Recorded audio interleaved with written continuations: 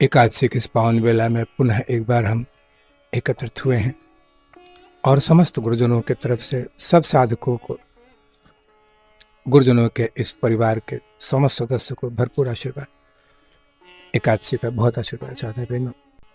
आज की व्याख्या जो मैं करने जा रहा हूं उसका संबंध भी उस क्रिया से ही है जिसको संयम के साथ करना चाहिए। देखो, जीवन में हम लोगों ने जो एक आवरण ओढ़ रखा है आडंबर का, एक दिखावेपन का और महत्वाकांक्षाओं का, ये हमारे ध्यान में, हमारी साधना में, ध्यान और साधना को तो भूल जाओ कुछ देर के लिए। हम जो हैं साधना प्रेमियों, उस तक हम नहीं पहुंच पाते हैं। हम सब चीजों तक पहुंचने का प्रयास करते हैं, चांद तक पहुंच गए लेकिन अपने तक नहीं पहुंचे आज तक। ये हमारा दुर्भाग्य है। ये हमारी सोच में बदलाव की जरूरत है। बस आज की इस व्याख्या का शीर्षक है एक सादगी भरा जीवन, यानी सरलता और सहजता ध्यान। जीवन में सरलता होनी चाहिए, खुली किताब की तरह जीवन हो और सरल जीवन हो, आडंबर नहीं हो। यह ध्यान के लिए सबसे जरूरी है। और तुम जितने महापुरुषों का चरित्र पढ़ोगे, सुनोगे, इन सब के साथ एक ही चीज सब में थी कि उनका जीवन बिल्कुल सरल था। कोई दिखावा नहीं, बनावटीपन नहीं। जो अंदर है वही बाहर झांकता है। हमने मनुष्य जीवन धारण किया है एक आडंबर के लिए। यह सिर्फ एक दिखावे का है और इस जीवन को जीने के लिए हमने जो सबसे अमूल्य वस्तु खोई है, अपने स्वरूप से अलग हो गए। हम अपने स्वरूप से अलग होकर ही मनुष्य जीवन हम जी रहे हैं साझा प्रेम। इस मनुष्य जीवन में वास्तव में जो हमारा स्वरूप है, उस स्वरूप के जो धर्म है, जो गुण है, वो इसमें बिल्कुल ही नहीं है। यानी हम सिर्फ एक ऐसा जीवन जी रहे हैं जो हमारे स्वरूप से बिल्कुल अलग है, बिल्कुल ही अलग। और उसी जीवन को जीकर हम अपने आप को खुशनसीब मानते हैं, धन्य मानते हैं। अब सोचो कि जीवन कैसा होना चाहिए। जीवन एक गंगा के प्रवाह की तरह होना चाहिए, अति निर्मल और शीतल, और इसमें एक लगातार प्रवाह हो। अब गंगा का जल जब भटक जाता है तो एक नाले में गिर जाता है, एक गड्ढे में गिर जाता है और उसी को अपना जीवन मानता है। उस गड्ढे में बदबू होती है, वही पानी सड़ के बदबूदार होता है, उसमें नाना प्रकार के कीड़े मकोड़े जन्म लेते हैं। वो जल इसी को अपना जीवन मानता है और फिर इसी में रमता रहता है वो कि यही है मेरा जीवन। क्या हम भी ऐसा जीवन नहीं जी रहे हैं? क्या हम भी अपने उस गंगा स्वरूपा प्रवाह से अलग हटकर एक ऐसी जिंदगी नहीं जी रहे हैं जिसमें प्रवाह नहीं है? प्रवाह किसको कहते हैं? गंगा जब जाकर सागर में मिल जाए तो ये मिलना हुआ प्रवाह की सार्थकता है। और जीवन वो है जो अपने स्वरूप में जाकर मिल जाए।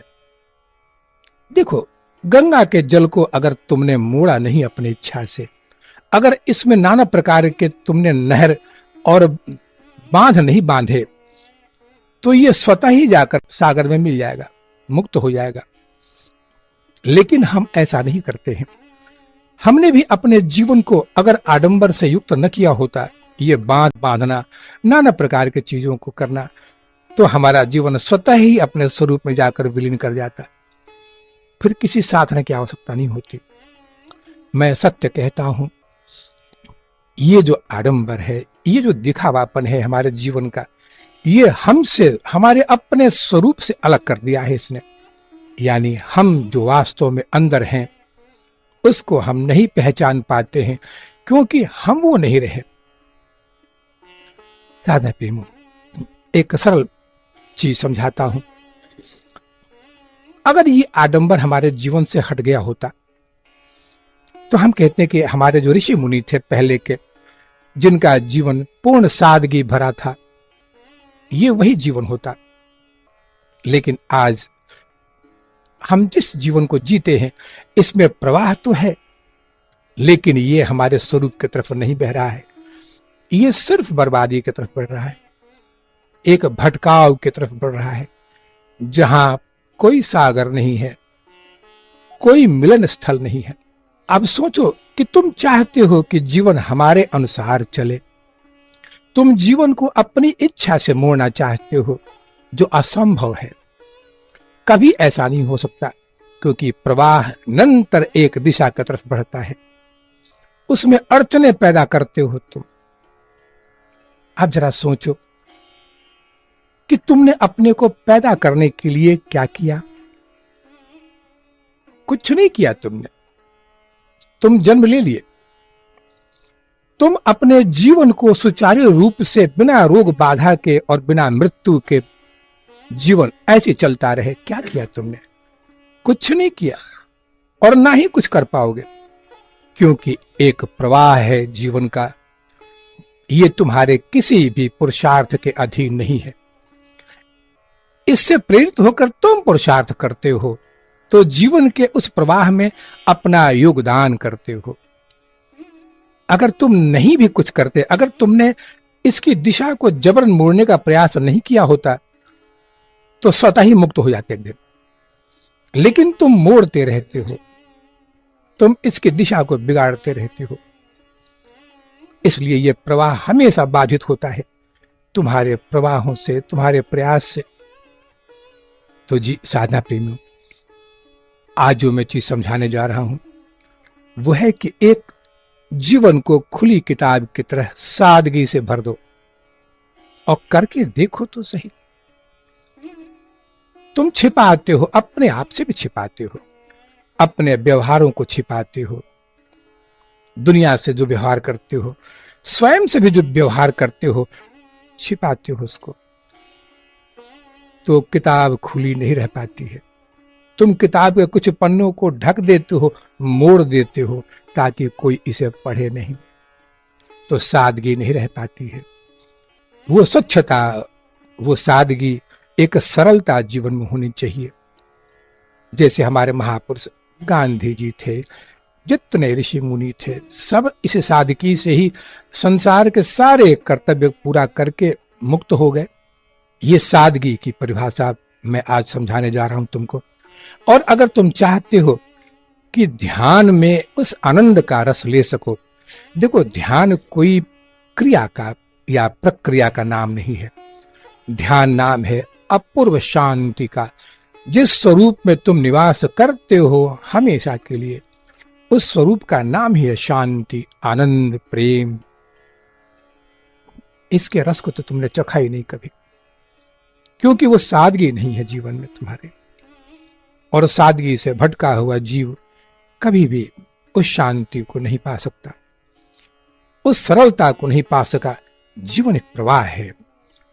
गंगा की धारा बहुत तेज नहीं बहती है, धीरे धीरे बहती है, लेकिन एक सादगी है उसमें, एक प्रवाह है।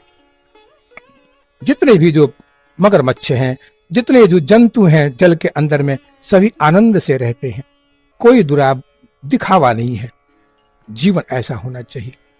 अब दो चीजें मैं बताऊंगा कि जीवन में हमने क्या क्या कर डाला है और उसको करने के बाद हम क्या जी रहे हैं, और इसके बाद अब पुनः उस दलदल से निकलने के लिए जो क्रियाएं करवाई जाएंगी वो कितनी कठिन है, जोखिम से भरी है।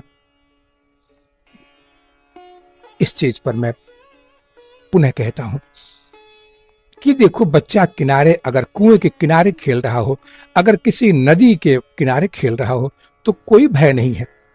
लेकिन अगर नदी के किनारे चला गया, कुएं के मुड़ेर पर खड़ा हो चुका है तो खतरा है, गिर जाएगा। अब बच्चा अगर फिसला है, हाथ फिर भी कुएं के उस ईंट के साथ लगे हुए हैं, तो कोई भी उसको बाहर निकाल सकता है। लेकिन अगर कुएं में गिर गया है तो उसको निकालना भी खतरनाक है। खतरे मोल लेकर लोग निकालते हैं उसको। ऐसे ही जिस गर्त में हम दिखावेपन के, आडंबर के या फिर महत्वाकांक्षाओं के जिस गर्त में गिर चुके हैं, वहां से निकलना भी खतरनाक है। लेकिन निकलना तो पड़ेगा। अब पहली चीज समझो कि इस सादगी जीवन में सबसे बड़ी जो बाधा है, जो सबसे बड़ी बाधा इसमें आती है, महत्वाकांक्षाओं की। हम बहुत कुछ इच्छा करते हैं, ऐसा बन जाए, ऐसा बन जाए, इस तरह का जीवन होना चाहिए। कौन सा जीवन होना चाहिए? क्या वही जीवन जो हमारे स्वरूप का है? नहीं, तुम अपना जीवन जीना चाहते हो, यानी उस गंगा से अपने अस्तित्व को निकालकर उस गड्ढे में लाकर एक सुंदर गड्ढे का निर्माण करना चाहते हो। अब इस संसार में साधक प्रेमियों सबसे बड़ा जो व्यवधान है, जीने के मार्ग में, जीवन की यात्रा में जो सबसे बड़ी अड़चन है, वह है अमीरी और गरीबी। ये अमीर होना और गरीब होना, ये दोनों बराबर चीजें होती हैं। देखो, सादगी का संबंध अमीर और गरीब बनना तो प्रारब्ध के अधीन है। इसमें ना ईश्वर कुछ कर पाएंगे और ना ही तुम्हारा, ये तो प्रारब्ध के अधीन है। लेकिन सादगी जीवन बनाना तुम्हारा पुरुषार्थ है। ऐसा करके तुम गरीबी के दिनों को पूरे आनंद में बिता सकते हो। अब सोचो जरा, दोनों चीजों को अच्छी तरह समझो कि एक गरीब आदमी जो अपने दिनचर्या की जरूरतों को पूरा नहीं कर पाता है, इतना पैसा नहीं है कि बच्चों की पढ़ाई है, घर गृहस्थी के खर्चे हैं, जो आवश्यक खर्चे हैं, इनको भी नहीं जुटा पाता है, तब अंदर से वो धीरे धीरे कठोर होता चला जाता है। कठोरता उसके अंदर में आती चली जाती है और एक दिन वास्तव में व्यवहार से, सब तरह से, हर तरह से कठोर बन जाता है। घर में अशांति बढ़ती है, इसलिए कि अभावग्रस्त जीवन हो गया उसका। यानी उसने जिस प्रवाह को, जिस जल को, गंगा जल को अलग करने का तत्काल करने के बाद उसने जिस जीवन की शुरुआत की थी, उसमें एक ठहराव सा आ गया उसको। तो एक गरीब व्यक्ति कठोर बन जाता है अभाव में, लेकिन एक अमीर व्यक्ति जीवन के उस धन को, भोग को इतना भोगता है कि वो कठोर बन जाता है। तो वही गरीब अपने अभाव में कठोर बन गया, वही अमीर अपने अत्यधिक भोग में कठोर बन गया। और साधक प्रेमी, जब हम चेतन है ना, जब चेतन कठोर बनता है तो उसमें जड़ता आती है। अब वो चेतन नहीं रहा, तब कठोर बन गया, यानी जड़ बन गया वो। यही उसकी मृत्यु है। चेतन की मृत्यु इस रूप में है कि वह कठोर बन गया। अब वो चेतन के कोई गुण नहीं उसमें। देखो, चेतन की मृत्यु कभी नहीं होती है। चेतन अजर अमर है, अनादि है। लेकिन जब सांसारिक धर्मों को अपनाकर वही चेतन जीव भाव में कठोरता को प्राप्त हो गया, अब उसके अंदर में जड़ता नाम की जो चीज आ गई है, अब वो चेतन नहीं रहा, उसके अंदर में चेतन के कोई गुण नहीं है। अब उसका व्यवहार चाहे अपने बच्चों के प्रति हो, अपने परिवार के प्रति हो, एक कठोर बन जाता है और वो अंदर से जड़ बन चुका है। अमीर भी वही है, वो भी अत्यधिक भोग के कारण सबसे पहले निरादर करता है अपने परिवार का। परिवार से सुख शांति छिन जाती है और धीरे धीरे कठोर बनता चला जाता है वो। तो गरीब भी कठोर बनकर किससे दूर हुआ? अपने स्वरूप से। अमीर भी कठोर बनकर किससे दूर हुआ? अपने स्वरूप से। एक बात याद रखना जीवन में कि चेतन की मृत्यु होती है जब वो जड़ बनता है, और जड़ की मृत्यु होती है जब वो चेतन बनता है। इन सब चीजों को याद रखना जीवन में। जो चेतन था, जब वो जड़ बन जाता है, जैसे अधिकांश इस पृथ्वी पर आधे से ज्यादा लोग जड़ की तरह जी रहे हैं, ये पतन है, इसको पतन कहते हैं।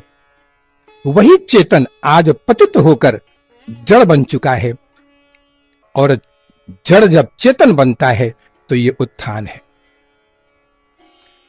उस जड़ की मृत्यु हो जाती है, तब वो चेतन बनता है, ये उसका उत्थान है। लेकिन चेतन जब जड़ बन जाए तो ये पतन है।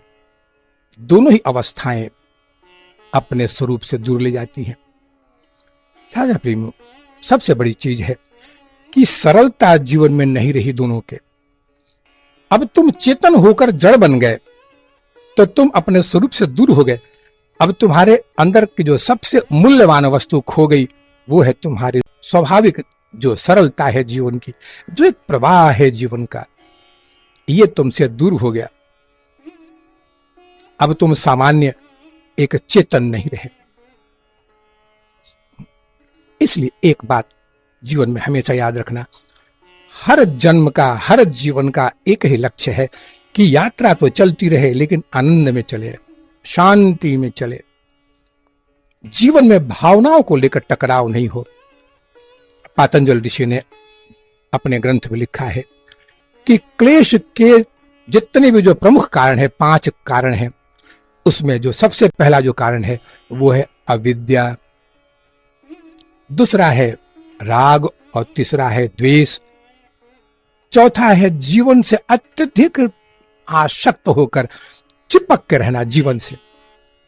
हम जीवन से चिपके हुए हैं, हमें पता नहीं है कि जीवन क्या है। अरे जीवन तो वो था जो गंगा के प्रवाह की तरह स्वतः ही बह रहा था सादगी में, लेकिन हमने अपने आप को अलग करके गड्ढे के जीवन को अपना मान लिया है। तो चौथा था कि अत्यधिक आसक्ति, जीवन से चिपके रहना, और 5वां है मृत्यु का भय। तो ये 5 ही क्लेश होते हैं, 5 ही दुख हैं संसार में। पातंजल ऋषि ने इसकी व्याख्या अलग रूप में की है।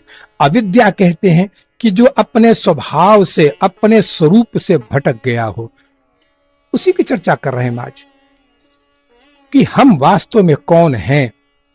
कितना सुंदर परिवार था मेरा, हम थे अपने स्वरूप में, एकमात्र स्वरूप में, जहां हम ईश्वरी सत्ता का भोग कर रहे थे, और एक प्रवाह था जीवन का, आनंद का प्रवाह था, प्रेम का, शांति का प्रवाह था। लेकिन हमने उसकी दिशा को मोड़ दिया। असंसार में आकर हम नाना प्रकार के दुखों को, गरीब हूं मैं, अमीर हूं मैं, ये अभिशाप्त जीवन होता है। इसलिए अगर शांति चाहते हो तो न अमीर बनने की कल्पना करना, न गरीब बनने की कल्पना करना, सादगी जीवन जीने की कल्पना करना। सिर्फ एक सादगी भरे जीवन में ये दोनों ही अवगुण नहीं है। तो सबसे बड़ा जो तुमको उपलब्धि होगा उसमें कि तुम्हारी मृत्यु नहीं होगी। यानी तुम्हारी मृत्यु का मतलब ये होता है कि शरीरों का छूटना तो मृत्यु नहीं है, लेकिन शरीरों के छूटने के साथ हम खुद को मृत मानते हैं। यही अज्ञान है, यही अविद्या है। यानी हमने अपने आप को जाना नहीं। तो जीवन जब सादगी भरा होता है, सरल जीवन हो, सरल व्यवहार हो, तब सिर्फ एक प्रवाह जीवन का चलता है। इसलिए हमेशा याद रखना कि अमीरी और गरीबी के दलदल से बाहर निकलो। ये तुम्हारी सिर्फ एक झूठी कल्पना है कि मैं ऐसा हूं, मैं वैसा हूं। एक में दीनता का भाव है, दूसरे में अहंकार का भाव है, और दोनों ही मृत्यु के कारण है, दोनों ही बर्बादी के कारण है। तुम न कभी अमीर बन सकते हो और ना गरीब बन सकते हो, तुम सिर्फ तुम हो।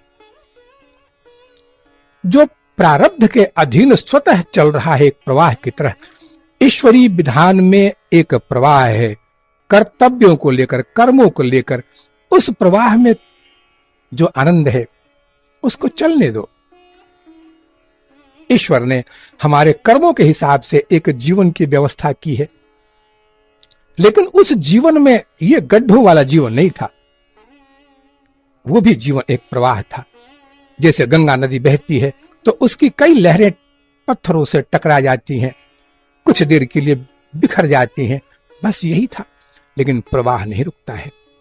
लेकिन यहां प्रवाह रुक जाता है और तुम स्वरूप से भटक जाते हो, कठोर बन जाते हो बार बार। यही तुम्हारी मृत्यु है। दूसरी चीज है कि आडंबर है जीवन में। ये जो आडंबर है, दिखावा है, जो तुम नहीं हो उसको दिखाते हो, तो इसी का नाम है आडंबर। अगर तुमको पता लग जाए कि तुम वास्तव में कौन हो तो दिखाओगे नहीं, सिर्फ बांटोगे उसको, क्योंकि बांटने की चीज है वो। और तुमसे लेने वाला कौन है? वही जो तुम्हारे अंदर में है, वही जो जिसको तुम देना चाहते हो उसके अंदर में है, उससे तुम लो, तुम उसको दो। ये आदान प्रदान तब होता है जब एक सादगी भरा जीवन, दिखावा नहीं हो। दिखावे की बात होती है। अरे ईश्वर ने कितना सुंदर विधान बनाया है कि हमको रोटी, कपड़ा और मकान चाहिए। सीधी सी बात है, रोटी चाहिए, कोई भूखा न सोए, और कपड़ा चाहिए, तन को ढकना है, उस लज्जा को ढकना है, उसके लिए कपड़ा चाहिए। और फिर सिर को ढकने के लिए, शरीर को ढकने के लिए एक आवरण चाहिए घर का। ये 3 आवरण। और फिर ऐसा हो कि एक छोटे परिवार जो मेरा है, इसमें किसी प्रकार का कोई हाथ न फैलाए किसी के सामने, एक जीवन प्रवाह चलता रहे। बस यही तो तुम्हारी आवश्यकता है। तो बात खत्म करो सब चीज, एकदम सादगी भरा जीवन। मान लो अगर तुम्हारा यही संकल्प है तो इन वचनों को ले लो कि तुम्हारी इच्छा हमेशा पूर्ण होगी। लेकिन साधना प्रेमियों, मैं जानता हूं कि तुम यहां रुकने वाले नहीं हो। तुम महत्वाकांक्षाओं की बड़ी बड़ी लिस्टें लिए घूमते रहते हो। तुम यहां रुकोगे नहीं। कितना भी मैं चिल्लाऊं, तुम नहीं रुकोगे। बड़ी बड़ी लिस्ट लेकर घूमते हो संसार में, ये चाहिए वो चाहिए, और फिर जब थक जाते हो तो उस लिस्ट को भगवान को और गुरुजनों को थमा देते हो कि अब आप जानो और आपका काम। क्यों ऐसे आडंबर में घूमते हो? सीधी सी तो बात है कि उस प्रवाह को बनाकर रखना है तुमको। इसके लिए इतना दिखावापन क्यों? तुम हर चीज उस दिखावेपन में जो कुछ भी पाते हो उसकी कीमत बहुत बड़ी चुकाते हो। वो है तुम अपनी शांति को खो देते हो, उस प्रेम को खो देते हो, अपने शरीर में नाना प्रकार की व्याधियों को ग्रसित कर लेते हो अपने आप को। देखो, आज का महत्वाकांक्षाओं का ऐसा समाज है कि साधारण भोजन से भी हमारा शरीर पूर्ण स्वस्थ रह सकता है। एक साधारण भोजन से, जैसे गांव देहातों में किसान जिस भोजन को ग्रहण करते हैं और पूर्ण स्वस्थ हैं, और फिर कपड़े के लिए भी एक साधारण वस्त्र हो, इससे हमारा गुजारा हो सकता है। लेकिन नहीं, हमें उसमें भी आडंबर चाहिए। भोजन में राजसी और तामसी चीजें चाहिए हमें। कपड़ों में एक आलीशान तरीके से बनाया हुआ कपड़ा चाहिए। अरे और तो और छोड़ो, तुम मंदिर में भी भगवान को भी आलीशान ही बनाना चाहते हो। मंदिर आलीशान होना चाहिए, उसमें ऐसे गुंबज होने चाहिए, इस तरह का सजावट होना चाहिए मंदिर में। ऐसे मंदिर में किसको बैठाना चाहते हो? भगवान को, जो पूर्ण सादगी में है। पत्रम पुष्पम फलम तोयम यो में भक्त्या प्रयच्छति। अभी तो पढ़ा तुमने गीता में। भगवान कहते हैं कि अरे हमें तो पत्ते, फल, जल यही चाहिए। ये कौन सी कल्पना करते हो मुझे देने की? मुझे क्या अपने तरह जीवन देना चाहते हो? एक दिखावेपन का, आडंबर का। तुमको क्रिया के लिए सुबह में उठने के लिए मोबाइल की सहायता लेनी पड़ती है, अलार्म चाहिए। एक सज्जन थे, भूल जाते थे कि क्या करना है मेरे को, कितने बजे क्या करना है। उस वक्त मोबाइल नहीं था, तो अपने कपड़ों में गांठ बांध लिया करते थे। अब गांठ याद देखते तो गांठ बंधा हुआ है, तो उनको याद आता कि अमुक काम करना है। एक बार गांठ बांध लिया। अब गांठ बांध लिया और तत्काल 3-4 घंटे बाद गांठ को देख रहे हैं, तो अब ये भूल गए कि किस लिए बांधा था। अब बड़ी समस्या हो गई। घर वाले बेचैन, सब इधर उधर दौड़ रहे हैं, पूछ रहे हैं कहीं इसके लिए तो नहीं बांधा था ना बेटा, पता नहीं किसके लिए बांधा। शाम हो गई, रात हो गई, कुछ नहीं याद आ रहा है काहे को गांठ बांधा था। दूसरे दिन सुबह हो गई, काहे बांधा था। दूसरे दिन की दिन निकल आया, दूसरे दिन शाम को 4 बजे याद आया कि सुबह 4 बजे उठने का गांठ बांधा था। ऐसे ही आडंबर है। ये सब चीजें जो की हैं हमारे जीवन को और तनावग्रस्त कर देती हैं, दूसरों पर निर्भर करना पड़ जाता है हमको, ऐसी चीजों पर जो जड़ प्रधान है। साधा प्रेमियों, भगवान की इन सब चीजों को हमेशा याद रखना। गीता पाठ करते हो, गीता सुनते हो, ईश्वर तो सर्वशक्तिशाली है, सारे साम्राज्यों का स्वामी है, सब कुछ है। उसने अपने भक्तों से कभी धन की इच्छा नहीं की, कभी किसी आडंबर की इच्छा नहीं की, लेकिन हम करते हैं। देखो, अमीर और गरीब बनना तुम्हारा प्रारब्ध है, लेकिन सादगी भरा जीवन जीना, आनंद में जीना, उस शांति में जीना तुम्हारा पुरुषार्थ है। और इसी के लिए आए हो। उस आनंद से, उस ध्यान से वंचित हो जाते हो, सिर्फ इन सब चीजों को लेकर, महत्वाकांक्षाओं को लेकर, आडंबर को लेकर भटक जाते हो। एक महत्वाकांक्षी व्यक्ति क्या जाने शांति क्या होती है, बहुत दुर्लभ है उसके लिए। अब ये सब चीजें क्यों आती हैं हमारे जीवन में? दो तरह से आती है। ये एक संस्कार हैं हमारे जीवन के। हमारे जीवन में ये जो महत्वाकांक्षाएं हैं, जो एक आडंबर है, ये इनके दो तरह के होते हैं। एक तो हमारे संस्कार पड़े हुए हैं, ऐसा कई जन्मों के संस्कार पड़े हुए हैं, इससे आते हैं। और दूसरा जो होता है, ये जब ऐसे संस्कार जगते हैं तो स्वतः ही हमारा एक ऐसा संस्कार है जो अपने स्वरूप की याद दिलाता है, और फिर कुछ ऐसी घटनाएं घट जाती हैं कि उसको लगता है कि ना, ये अच्छा नहीं था, मैंने जो भोजन किया था गलत किया था। अगर सीधा साधा भोजन किया होता हमने दाल रोटी का, तो शायद ये पेट खराब ना होता, शायद ये बीमारी नहीं होती। तो दो संस्कार हमेशा काम करते हैं। तुम जब अत्यधिक चले जाते हो भोगों में, तब एक सादगी के संस्कार किसी क्षण जागृत होकर तुमको सिर्फ चेतावनी दे जाते हैं। ये तुम्हारे स्वरूप की चीज है। तुम स्वरूप से शांत हो, स्वरूप से आनंद में हो, प्रेम प्रधान हो। लेकिन काम, क्रोध, लोभ, मोह ये तुम्हारा अपने स्वरूप का लक्षण नहीं है। ये महत्वाकांक्षाओं की देन है, ये आडंबर की देन है। इनसे जब निकलोगे, तब एक दिन तुमको लगेगा कि सचमुच जो एक दिखावे का जीवन है, ये कोई जीवन नहीं है। इसमें सबसे बड़ा जो नुकसान होता है, सबसे बड़ी जो हानि होती है, कि हम अपने आप को नहीं जान पाते हैं। हम कितना भी मंदिरों में चले जाएं, पूजा कर लें, क्रिया कर लें, सब कुछ कर लें, लेकिन अगर अपने उस प्रियतम को नहीं पहचाना जो अंदर में विराजमान है, जो 24 घंटे हमारे अपने स्वरूप की स्मृति कराना चाहता है, उसकी तरफ देखा नहीं, तो ये सारी क्रिया, सारा पुरुषार्थ बेकार है। सब कुछ क्षणभंगुर है। साधा प्रियों, बस अपने स्वरूप में लौटना हो तो इन आवरणों को हटाना पड़ेगा तुमको, और परमात्मा तुमको उन विषयों के अत्यधिक भोगों से दूर रखना चाहता है। बस संघर्ष वही होता है।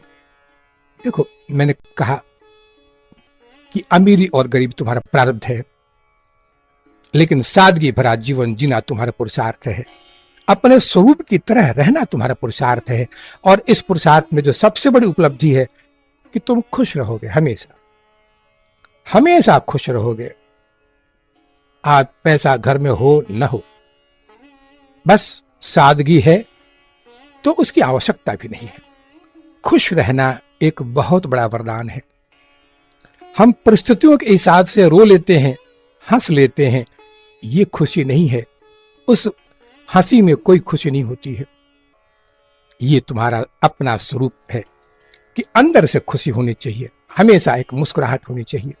देखो, अगर तुम्हारे मन में ये भावना हो कि गुरुदेव कैसे आप कहते हैं कि हम हंसते रहें, ये मृत्यु लोक है, ये दुखों का घर है, दुखालयम। शास्त्रों ने कहा है कि इति दुखालयम। गीता ने कहा है, भगवान ने कहा है कि ये दुखालय है। तो दुखालय में सुख कहां?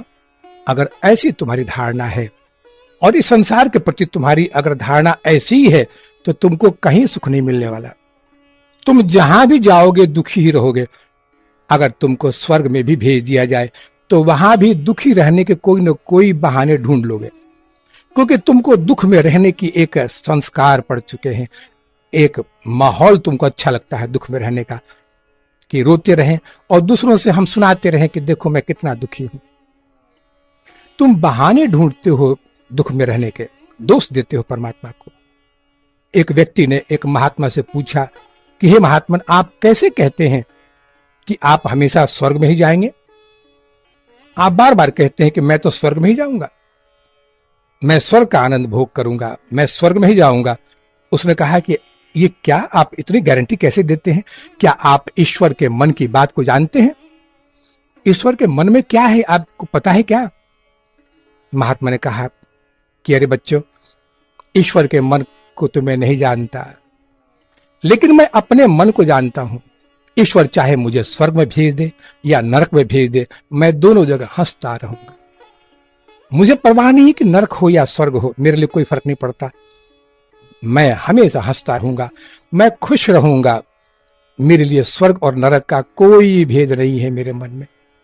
हम सबके मन में है। हम मानते हैं कि अगर हम धन के मालिक नहीं हो, सुखों में नहीं रहें, तो हम सुखी नहीं रह सकते। लेकिन जिस दिन योग मार्ग में आगे बढ़ोगे, जिस दिन उस सच्चाई को जानोगे, उस दिन अपने आप इसका अनुभव हो जाएगा कि ये तुम्हारे जीवन की आवश्यकता नहीं है। जीवन तुम्हारा इस पर निर्भर नहीं करता है कि तुम अमीर हो या गरीब हो। ये सब प्रारब्ध के अधीन है और प्रारब्ध पर तुम्हारा कोई अधिकार नहीं है। तुम कुछ कर भी नहीं सकते। ये जीवन को भी तुम कुछ नहीं कर सकते। ये जीवन एक प्रवाह है। इसकी दिशा को मोड़कर तुम अपने नाना प्रकार के कष्टों को आमंत्रित तो कर सकते हो, लेकिन अपना कल्याण नहीं कर सकते। इस जीवन के प्रवाह को रोकने की अगर सामर्थ्य चाहते हो, तो पहले कम से कम तुम अपनी गुलामी को दूर करो। इंद्रियों के गुलाम बनकर तुम चाहते हो कि जीवन के प्रवाह को मोड़ दो। यह सत्य है कि जीवन के प्रवाह को भी हमारे संत महात्माओं ने मोड़ा है, ऋषि मुनियों ने मोड़ा है, लेकिन उनके अंदर में एक आत्म संयम था, एक बल था, जिसके कारण उन्होंने अपने जीवन को पूरी तरह मोड़ दिया। नहीं तो क्या कोई बर्फीली जगहों में बिना वस्त्र के बैठ के तपस्या कर सकता है? नहीं कर सकता। हमें थोड़ी सी ठंड बर्दाश्त नहीं होती है, गर्म कपड़े चाहिए हमको। तो इन्होंने प्रकृति को मोड़ा है, एक दिशा को मोड़ा है।